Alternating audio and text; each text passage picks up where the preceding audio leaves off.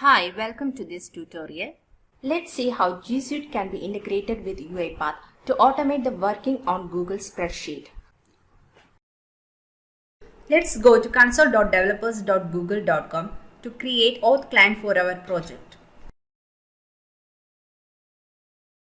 The first step is we have to create a project and give name to that project.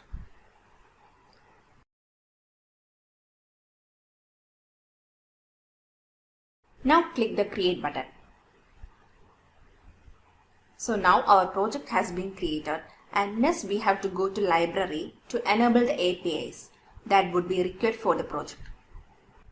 So to automate the spreadsheet, we need Google Drive and Google Sheet APIs. Let's click on this Google Drive API and click on the enable.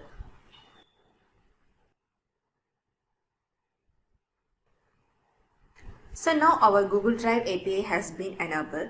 We have to again go to the library to choose the spreadsheet API and have to enable it. The same procedure that we did before will be followed. Now all the API required are enabled. The next step is to configure the auth consent screen, which could be used to show a prompt for the users to tell who is requesting the access to their data and what kind of data that users are giving access to. Here choose external, then click create, then give the app name, provide your email, then click save and continue. So now your auth consent screen have been configured. What we require next is to create auth client ID for your project. For that, go to credentials, click create credentials, choose auth client ID from that. Now here you have to choose the application type. As we are dealing with UiPath desktop application, choose the application type as desktop app. Then click create. Now the auth client have been created. There is client ID and client secret key, which we need it later on. So let's go to our UiPath Studio and create the workflow. Here we need to have G Suite packages to deal with all Google Spreadsheet activities. So let's search for that. As it is not available, we have to go to Manage Package section to find and install the package. Here search for the G Suite activities under the All Packages sections. Choose UiPath G Suite activities. Click install and save the package.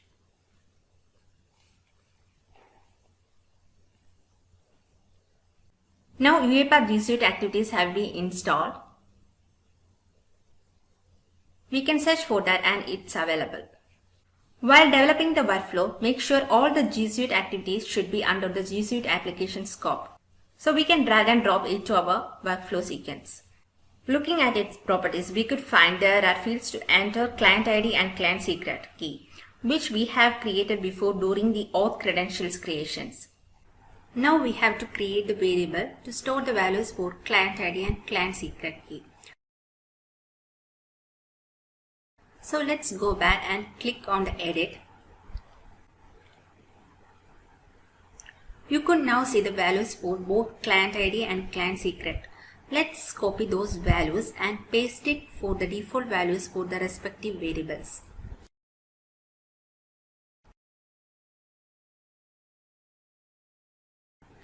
Now we can pass those variables to this input field. Next, we can drag and drop files and folder activity to specify the name of the Google spreadsheet. This is the spreadsheet on which we process the data. Copy the name of the spreadsheet and paste the values to this input field. Now we can store the output of this activity to a variable. So let's create a variable and name it as file ID. The next process is we have to read the range of Excel file. For that, drag and drop read range activity under the G Suite. Here we have to provide the spreadsheet ID. that is name of the spreadsheet which we have stored to a variable. So we can pass that variable name here. That's the file ID. Just leave the range field as empty if we need to read the entered range.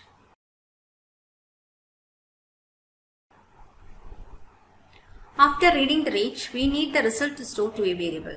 For that, we can create a data table variable called studentDT, and the result will be stored to this variable. Let's see how we can automatically add a new columns to this Google Sheet. For that, we require a data column activity. Here we have to specify the column name. Let's name it as grade. Next is to mention the data table on which the additional column will be added. In our case, it's the studentDT data table. In order to dynamically add the values to column cells, we can follow a series of steps. First, we can loop through each row using for each row activity. Here we could specify some criteria to determine the grade column cell value for each row. So let's determine it on the basis of first column row cell value. For that, we can use switch case activity to select the matching use case. Let's enter the expression as it's based on to the row cell value of the first column. In this case, it is the first name. So our expression will be current row of first name and have to convert it to string type.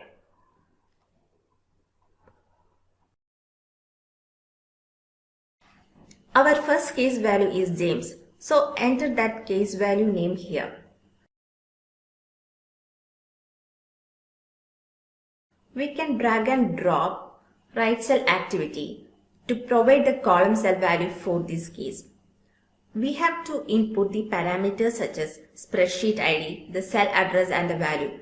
To dynamically enter the cell address, we need an additional variable. So let's create it and name it as row count. Here we have to convert the type of variable to integer and assign the initial value as integer 2.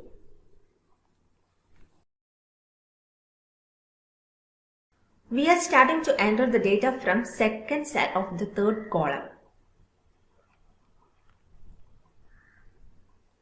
So our cell address will be C plus row count. For that, initial value is 2 for the row count. Next is to input the data for the cell. Let's give the value as B for this case. For the other three cases, we can just copy and paste this right cell activity. Only thing is we have to change the value of the data. So let's do that. Next is we have to update the row count by incrementing the value by 1 after each row execution. For that, we can use assign activity. Finally, we have to configure the scopes. In this case, we need to have Google Drive and spreadsheet. So include that and click OK. So I think our workflow is ready. Let's run and see.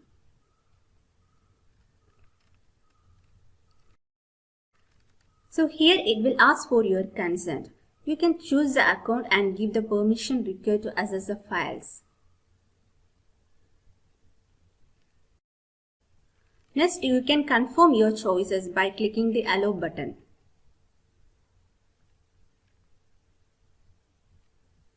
Just close this window.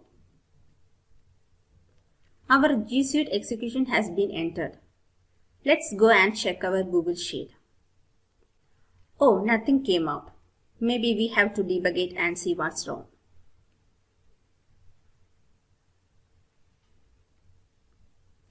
I think we don't require these codes here, so let's remove that.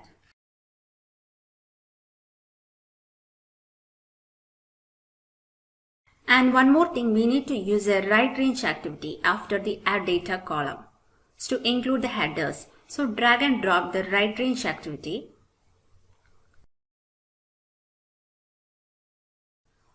And here give the parameters such as spreadsheet ID data table, and please make sure to include the headers.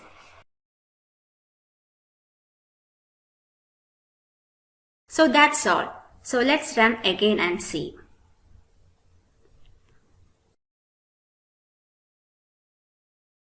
The execution has been entered. Let's go and check the Google Sheet.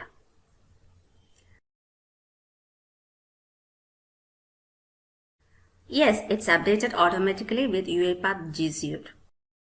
If you have any doubts or concerns, please do comment, and please like, share and subscribe.